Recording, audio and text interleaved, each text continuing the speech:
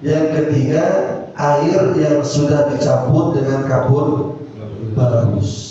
3 jenis macam air itu. Itu maksimalnya dalam memandikan. Sebetulnya kalau mau minimal ya pakai air biasa juga sudah selesai. Itu dimandikan. Itu minimalnya. Tapi kalau maksimal sempurnanya siapkan 3 jenis tadi. Air bersih, air sabun, air yang sudah tercampur daun karbon barus.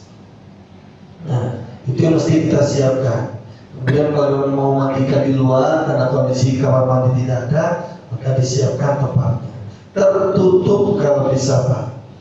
Yang masuk hanya yang memandikan. Yang lain tidak boleh ngintip-ngintip. Karena hukum ngintip sama kayak ngintip orang mandi. Hukumnya sama. Jadi orang jenazah lagi dimandikan yang ngintip-ngintip. Hukumnya sama. Kayak ngintip orang hidup lagi mandi. Apa orang mandi ngintip-ngintip? Nggak boleh. Maka cukup hanya memandikan yang masuk area. Itu yang tempatnya agak lebar ya? Iya Pak. Seperti itu. Jadi jangan dipertontonkan. Ini kan kita mau praktek, namanya praktek ya. Jadi diperlihatkan. Tapi kalau pas kejadian betul-betul memandikan, jangan dipertonton, betul-betul ditutup, rapat, rapi. Yang di dalam hanya yang memandikan. Ada sebagian suku itu kalau memandikan di pangku, lebih akrab lagi itu. Biasanya Lampung ya, Lampung biasanya. Itu bagus itu. Kearifan maksudnya di pangku keluarga itu baris pangku memandikan. Ya, karena itulah kesempatan terakhir mereka untuk berjumpa, melihat, memegang tubuh jenazah. Kalau sudah dimakamkan, sampai kapanpun gak bakal bisa lagi menyentuhnya. Itulah terakhir kalinya keluarga berpisah dengan almarhum. Bagus itu. Tapi itu bukan kewajiban, bukan keharusan. Tapi itu kembali kepada tadi kebijakan lokal, kebijakan suku. Boleh, apa-apa. Nah, sebelum memandikan, yang pertama yang mesti dilakukan ketika kita tahu kabar duka telah meninggal dunia, maka kalau itu adalah keluarga kita misalnya keluarga ada yang meninggal dunia, langkah awal segera dilunturkan persediaannya Pak. Dilenturkan, disedekapkan, jangan dibiarkan, tapi segera dilenturkan, kemudian disedekapkan, kaki diluruskan, diremakan, kemudian dikasih benda yang agak berat di perutnya supaya kotoran-kotoran keluar. Ini sebelum dimandikan ya Pak. Sebelum dimandikan direbahkan dulu, kemudian anggota tubuh dilenturkan, disedekapkan. Karena kalau nggak segera disedekapkan, kaku nanti. Kalau sudah kaku, jangan dipaksa untuk disedekap. Nggak boleh, udah biarkan apa adanya. Kalau dia begini saja. Kayak ayam itu kalau udah mati kan susah Pak. Kaku dia.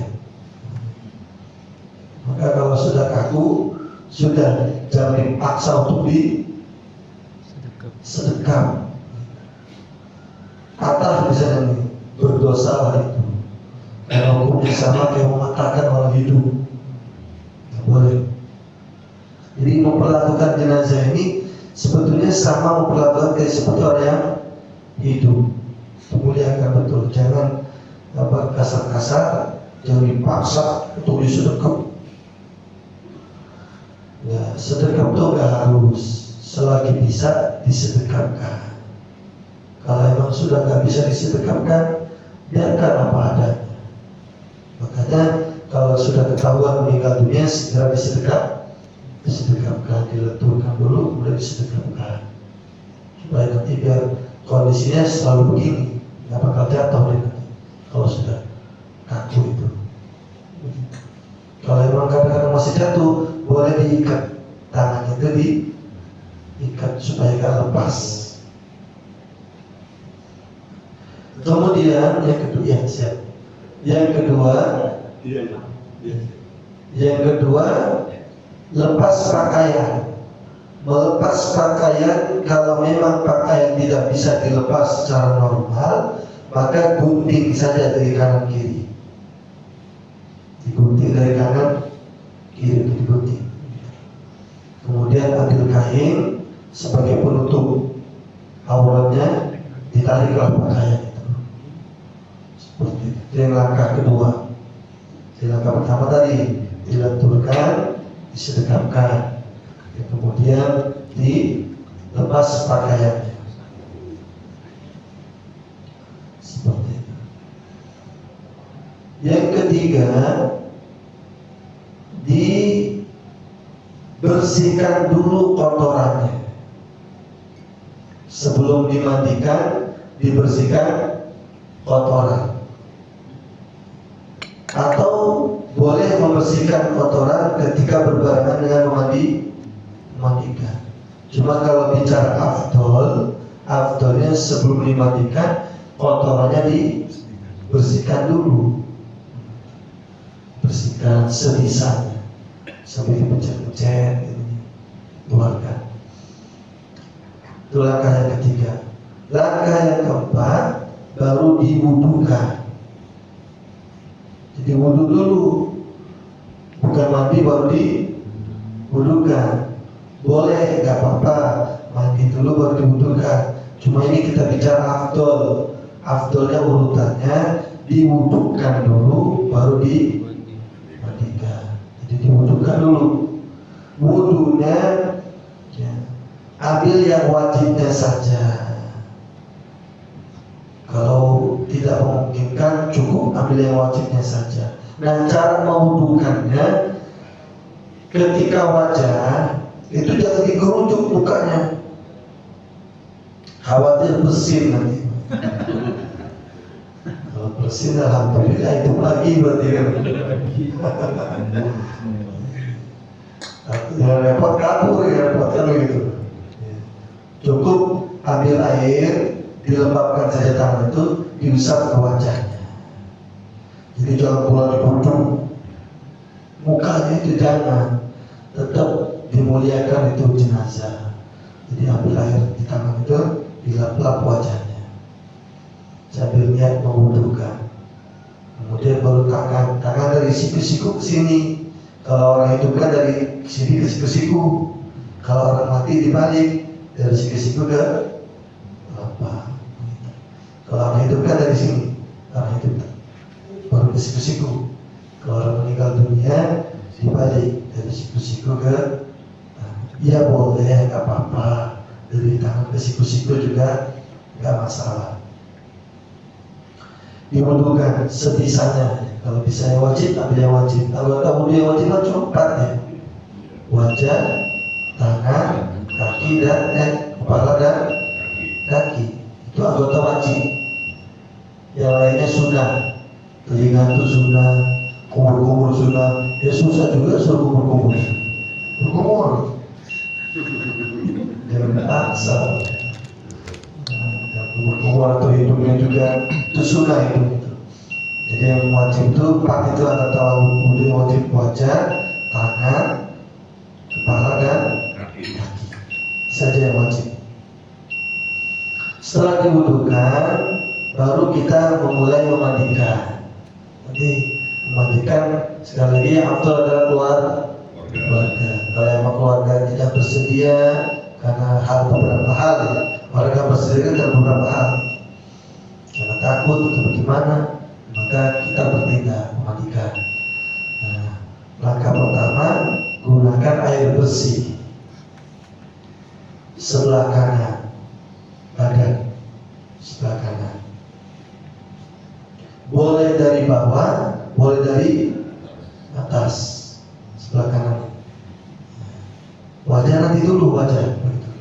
Kepala mandi dulu, pokoknya bagian sebelah kanan dulu, baru sebelah kiri. Kanan ini depan belakang, kanan, depan, baru belakang. Jadi baru yang kiri juga depan, baru belakang. Digeser begitu. Baru nanti rambutnya. Kan tadi karena sudah diwudukan, sudah dibersihkan telinganya sebelum diwudukan, dibersihkan dulu kotoran-kotoran itu. Atau boleh juga membersihkannya sambil diwudukan tadi. Telinganya itu kan nanti kan pas telinga sambil dibersihkan. Atau sambil memandikan juga boleh ketika membersihkannya. Setelah air bersih, kira-kira basah semua, baru lanjut air sabun atau daun bidara tadi. Sama prakteknya. Sunahnya kanan dulu, baru sebelah kiri. Sambil dibersihkan kotorannya juga nggak apa-apa. Barangkali masih ada kotoran yang belum terbuang. Maka kalau mau membersihkan kotoran, jenazah itu agak didirikan gitu. Agak didudukkan. Dan kalau didudukkan betul susah gitu. Pokoknya agak ditinggikan. Sambil dibersihkan dengan tangan yang sudah terpakai sarung tangan. Kalau yang merasa jijik, kalau enggak ya tidak apa-apa, warga sendiri kok begitu. Kalau yang merasa kurang nyaman, misalnya ya pakai sarung tangan. Kalau kurang gak nyaman, tapi kalau emang biasa, apa-apa harus pakai sarung tangan karena keluarga sendiri. Seperti itu. Gunakan air sabun bidara atau air sabun digunakan. Setelah itu dibilas lagi. Dibilas dengan air bersih. Atau kalau tidak mau dibilas dengan air bersih, boleh langsung pakai air kapur baru sambil dibilas. Boleh itu. Tapi kalau emang merasa kurang nyaman, dibersihkan dulu pakai air bersih. Sabunnya itu dihilangkan, baru terakhir pakai air kapur bagus. Kalau pun masih ada kapur bagusnya, nggak apa-apa. Pokoknya berarti banyak putih-putihnya, nggak apa-apa. Karena memang terakhir aturannya adalah air kapur bagus. Bukan setelah kapur bagus disiram bersih lagi, jangan. Biarkan terakhirnya itu terakhir kapur bagus. Jadi bilasan terakhir adalah air kapur bagus. Ada yang terlupa tentang kondisi jenazah pakai basahan. Kalau laki-laki tertutup antara pusar dan lutut. Kalau wanita ya, mungkin dari sini ke bawah, dari leher ke ditutup. Jadi mandikannya jangan dibiarkan tanpa ada basahan. Jangan, walaupun tertutup, jangan terbuka jenazahnya, tetap dipakaikan basahan. Kalau laki-laki pakai kain basahan yang menutupi pusat dan lutut, sehingga ketika membasuh kemaluan, membersihkan belakang itu tinggal masuk saja tangan gitu. Jangan ditip-tip gitu. Tapi kalau emang itu anak sendiri, bapak sendiri, ya nggak apa-apa. Bersih apa enggak, bapak yang tahu bersih atau tidak begitu. Karena anak sendiri kan itu, keluarga sendiri, tidak masalah. Kalau kurang bersih, dilihat dulu, masih ada kotoran itu, bersihkan. Tidak apa-apa. Kalau orang lain jangan. Kalau famili sendiri nggak apa-apa, namanya famili mahram. Tapi kalau memang sudah untuk menjaga mata, lebih baik jangan dilihat, cukup diyakini saja, masuk dengan keyakinan, yakin bersih, seperti itu. Nah, setelah dimandikan, kemudian dibersihkan pakai handuk, dibersihkan pakai handuk. Setelah pakai handuk, baru terakhir digotong, ditaruh di tempat yang sudah disiapkan kain kafan. Simpel seperti dalam memandikan Jenazah sama kayak mandiin anak sebetulnya, kayak mandiin orang hidup gitu. Cuma masalah ini mati sama hidup saja. Kalau orang mati cuma ada aturan tadi, karena dia nggak bisa sendiri, kita ingat-ingatkan, membunuhkan, nggak bersihin, mematikan, disiapkan 3 jenis macam. Tidak ada bacaan khusus dalam memandikan jenazah. Tidak ada. Kalau toh mau baca-baca di dalam hati saja, nggak boleh dilafaz. Apalagi sholawatan, Sallallahu ala Muhammad. Saya pernah melihat itu disolawati. Padahal itu hukumnya masih di area kamar mandi. Walaupun seperti ini, tetap hukumnya ini kamar mandi. Kita nggak boleh melafazkan kalimat-kalimat di dalam kamar mandi. Kan nggak boleh ada pada dalam kamar mandi. Walaupun di tenda judulnya itu kamar mandi, kamar mandi darurat gitu. Nggak boleh melafazkan doa-doa, melafazkan sholawat kalau mau di dalam hati. Daripada nanti kosong hatinya disawar pula, suruh pula kalau kosong. Mitos itu. Ya, boleh berzikir, boleh bersolawat, boleh berdoa, tapi jangan dilafazkan. Karena bagaimanapun tetap kita pakai adab-adab di dalam kamar mandi. Tetap adab-adab itu dipakai. Jadi tidak ada bacaan khusus. Yang paling memandikan niatkan dalam hati. Pakai bahasa Indonesia juga boleh. Ya Allah, saya memandikan di jenazah. Ya cukup. Gak harus pakai bahasa Arab. Namun aktornya pakai bahasa Arab. Aktornya. Nawaitul ghusla li hadzal mayit. Saya memandikan untuk jenazah ini. Boleh. Atau pakai bahasa Indonesia juga Allah, saya memandikan ini jenazah. Dalam hati saja. Yaitu dalam. Kalau baca bismillah dalam hati. Jangan sampai bersuara. Begitu. Barangkali ada pertanyaan sebelum praktek. Kira-kira jelas jauh ini. Ustaz, pertanyaan Ustaz. Seperti yang kita dengar bersama-sama tadi, sahid itu terbagi dari 3, sahid dunia, akhirat, dunia dan akhirat. Ya. Pertanyaannya bagaimana hukumnya?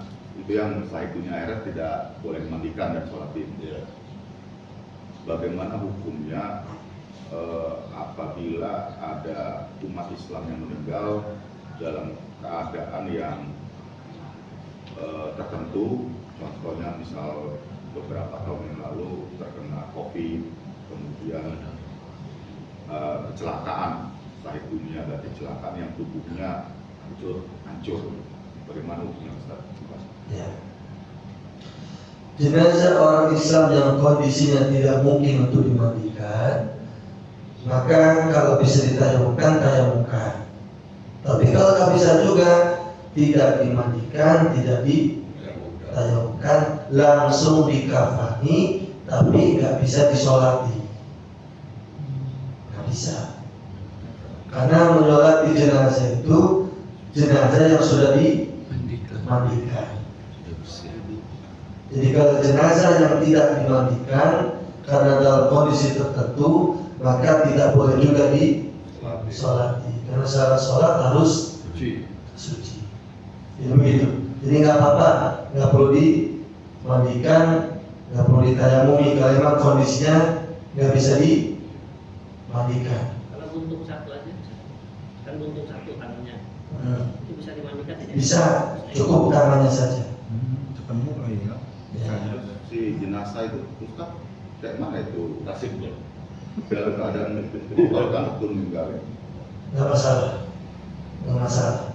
Karena emang kondisinya sudah begitu, kebakaran yang kosong nih, dimandikan, lepuh matang soalnya kulitnya. Ditayamum juga nggak bisa, maka langsung dibungkus saja. Sahid, jujur sahid ya.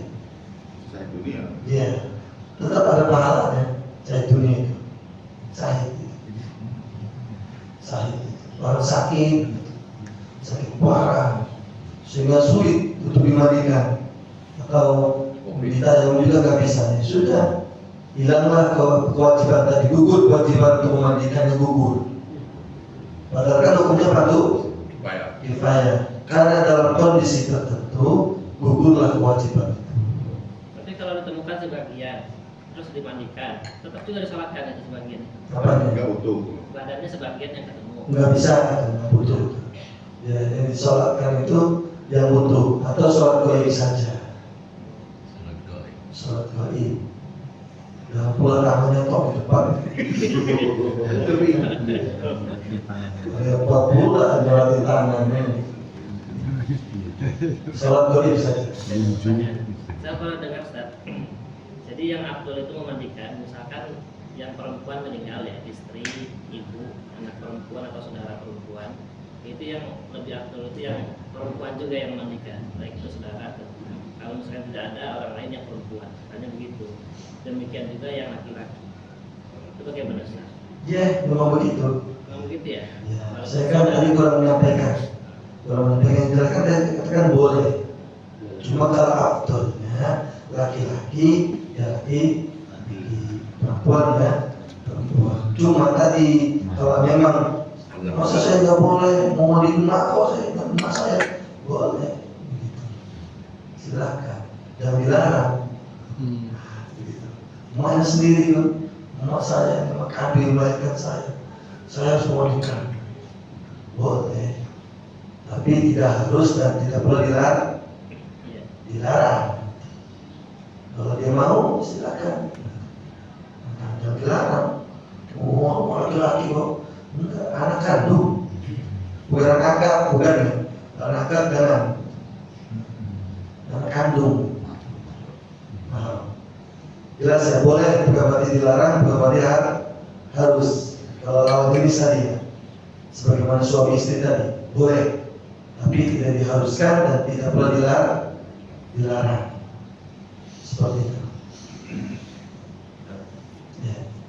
Kalau untuk mengeluarkan kotoran dari tubuh itu cukup tekan-tekan saja atau sampai ada yang dirombong ke dalam itu. Ya. Terus yang pertama, yang kedua itu cara memandikan mayat ini, karena ada beberapa video nggak boleh langsung buyur, harus kita tadah dulu dengan tangan supaya tidak langsung ke tubuh mayat. Nah, ini mohon penjelasannya. Mengenai membersihkan kotoran jenazah, tidak harus kita masuk ke dalam itu. Ya secukupnya saja, sekedar sebagaimana kita biasa itu saja. Jadi jangan sampai terlalu masuk. Kecebok gitu. Ya, Kecebok gitu. ya cebok itu aja seperti kita cebok biasa, tidak perlu dimasuk-masukin, kan? Sekedar saja, sambil lurut tetap sambil lurut, Memang agak lama itu biasanya, agak lama. Makanya saya katakan tadi sebelum dimandikan ya dibersih, itu proses memandikan sebetulnya. Supaya ketika memandikan sudah dalam kondisi tadi enak memandikan. Seperti itu. Boleh juga bersihnya sambil memandikan juga boleh. Pasti perlu kesabaran gitu ya. Bersihkan lagi, boleh lagi. Bersihkan lagi.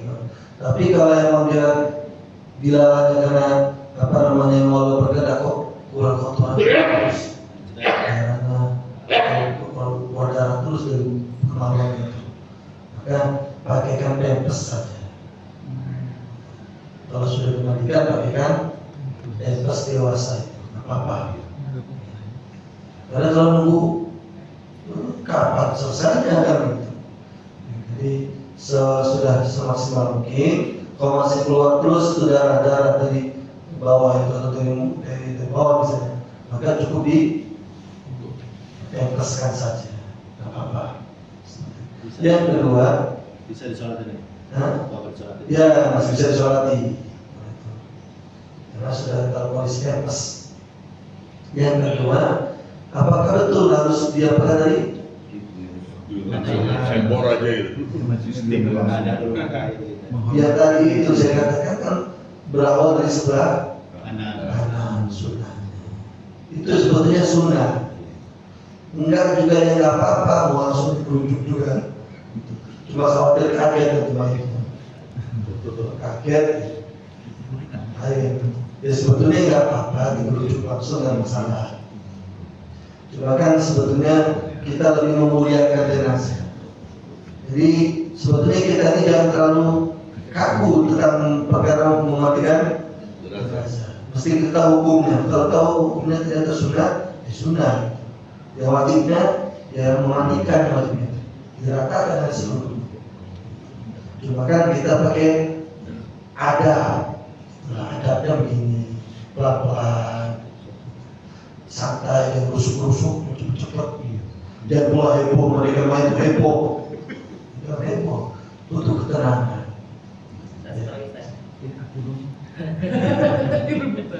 Ya, Siapa duluan? Misalkan meninggalnya malam, itu tetap dibuka baju, ditutup gitu ya. Meninggalnya malam kan mandinya besoknya, tetap bajunya dibuka terus dikasih kain gitu ya. Terus kasih kapas juga enggak? Itu kalau meninggalnya malam bagus sebetulnya jenazah itu segera dimandikan. Jangan nunggu besok kaku besok sudah. biasanya begitu besok. Hah? Walaupun kuburannya besok. Ya, utamakan mandikan dulu. Kemudian dibungkus. Katanya kalau udah habis mandi itu jadi lunak kulitnya. Apanya? Kulitnya kalau makanannya besok nggak lunak kulitnya itu. Ya kalau yang penting kan sudah dikafani. Oh, langsung dikafani. Langsung dikafani lah, mandikan kalau nggak dikafani. Langsung dikafani. Nyolatinnya, nyolatinnya. Boleh besok, boleh langsung, boleh nyicil. Nyicil juga boleh. Kalau di malam, kalau besok. Jadi sebetulnya kalau meninggal dunia malam, kalau yang bagian garing itu mau besok, ya berarti langkah awal adalah ngurus jenazah, mandikan dan kafani, disegerakan itu, supaya nanti orang datang itu sudah kondisi sudah cakep jenazah. Sudah cakep. Makanya kan tadi saya katakan keluarga mesti harus ngerti, jangan nunggu-nunggu apa namanya kematian tadi. Seperti itu. Tapi nggak apa-apa kalau yang mau nunggu keluarga yang anaknya masih di Jakarta atau masih di Bali, besok paling nyampe mau mandikan, udah waktu itu udah mandikan, nggak apa-apa. Gitu. Nah, menunda untuk mengurus jenazah memandikan nggak apa-apa demi menunggu keluarga yang ingin mandikan. Kadang-kadang ada yang begitu, model. Jangan dulu mandikan tuh saya datang, minta saya ini.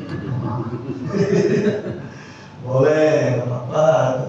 Kalau menunda dikebumikan, menunggu keluarga, 3 hari keluarga datang, menunda dikuburkan. Kalau sifatnya memang sangat mendesak dan tidak merubah bau mayit, nggak apa-apa. Tapi kalau nunggu-nunggu sampai mayit itu jadi berubah, itu dilarang. Segera saja. Nggak ada hukumnya. Ya. Gimana? Bikinnya nggak ada itu menunda atau harus segera di Segera itu hadis. Hadis itu sebagusnya mayit itu segera Kuburan. boleh menunda kalau emang ada hal yang ditunda seperti menunggu keluarga atau nunggu ini jenazah mati karena apa, yang diotopsi dulu sebagai macam-macam, itu hukumnya boleh. Itu yang fikihnya begitu malah. Fikihnya mengatakan boleh ditunda, tapi dengan syarat tidak jangan sampai berubah bau. Ya, makanya tadi hukumnya boleh dikasih obat demi kemaslahatan. Fikihnya di situ. Kalau hadisnya disegerakan. Itu hadisnya. Hadis Nabi mengatakan segera disegerakan. Fikihnya mengatakan tadi demi kemaslahatan boleh ditunda. Satu diantaranya nunggu keluarga. Yang kedua demi atau ada otopsi kan menunda tuh ya. otopsi dan lain-lain. Ya otopsi atau yang mana biar tahu ini kenapa nih ada apa kejanggalan. Jelas ya. Ya nggak perlu ditutup kapas, nggak perlu, pokoknya ditutup saja. Kalau yang belum dimandikan cukup ditutup. Oh, baju juga nggak perlu dibuka. Gimana? Baju juga nggak perlu dibuka. Bagus dibuka Oke. supaya nggak keras nanti. Supaya nggak kotor. Bagus dibuka tinggal apa namanya kain saja. Tapi tadi bagusnya dimandikan di kapan? Sehingga ibu orang tuh ya, keluarga datang tinggal lihat mukanya aja. Dan mukanya kan masih bagus itu terbuka. Ya. Satu lagi, satu aja. Ini kaitannya dengan tata cara membersihkan area kemaluan. Iya. Ini kayaknya kadang-kadang terlupakan karena takut atau apa gitu. Ini itu gimana caranya Ustaz untuk membersihkan daerah kemaluan baik itu laki-laki atau perempuan. Kemudian kedua, kita itu boleh nggak sih mandiin pakai air hangat gitu?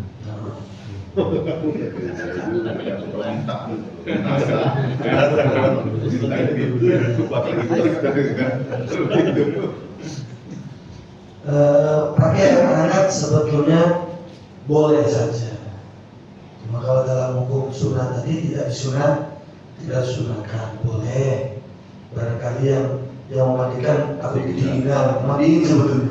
Kalau jenazah mah nggak ngaruh, jenazah nggak ngaruh. Yang mandikan itu yang paling malam-malam dingin. Boleh hangat, dibolehkan saja.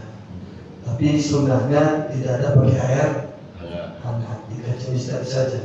Air dingin semua. Tapi jangan pula terlalu panas, terlalu dingin juga nggak boleh, air es.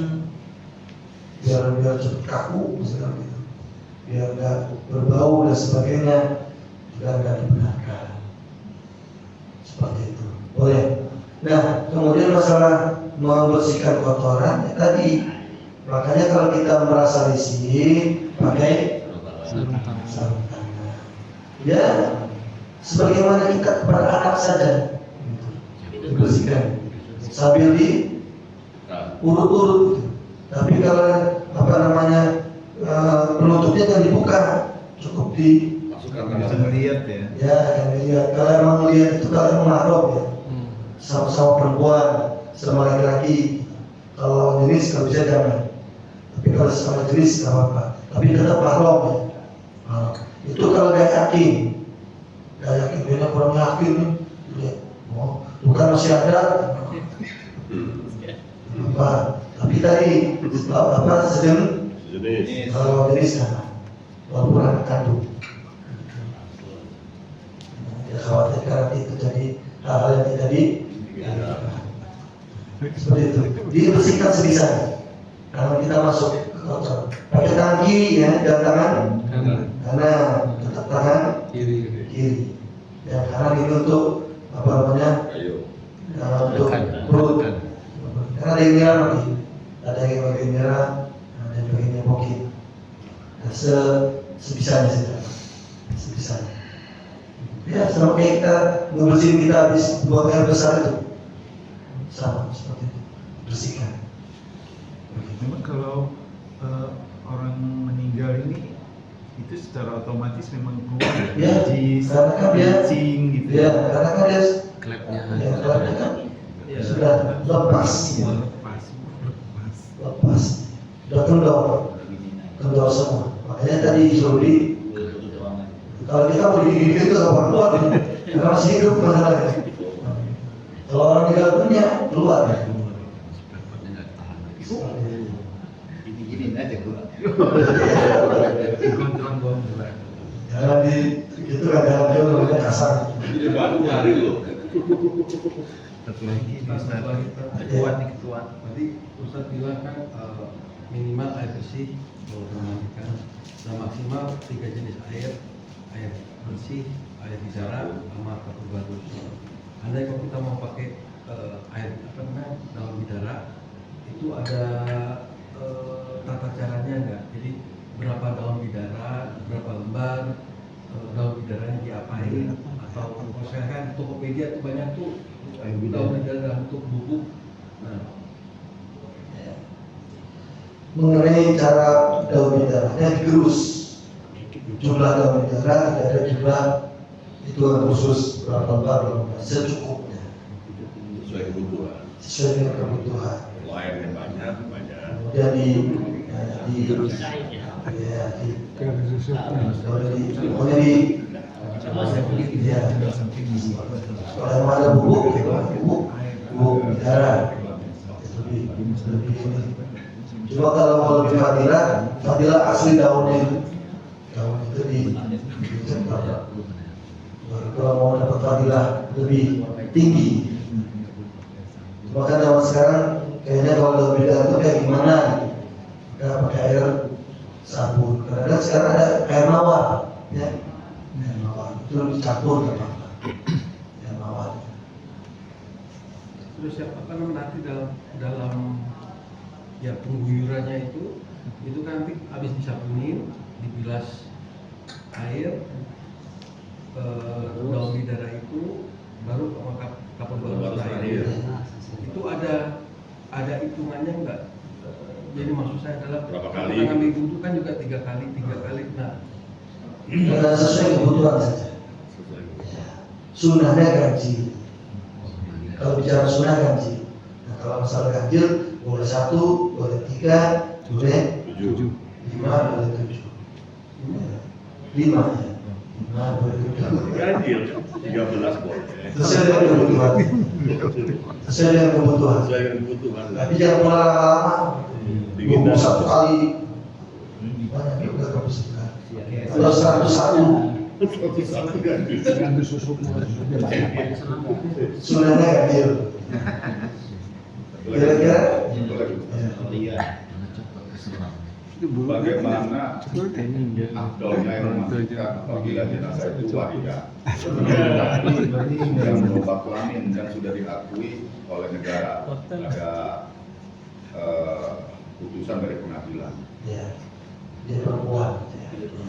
Kejadian Jadi laki jadi perempuan.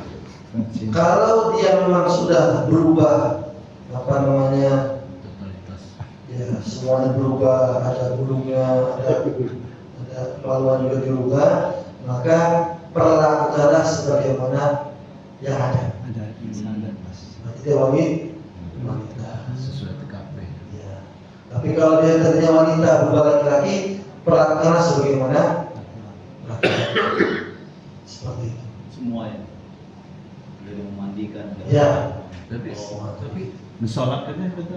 Solatnya. Disolatkannya niatnya apa itu? Ini soal ala mayit aja.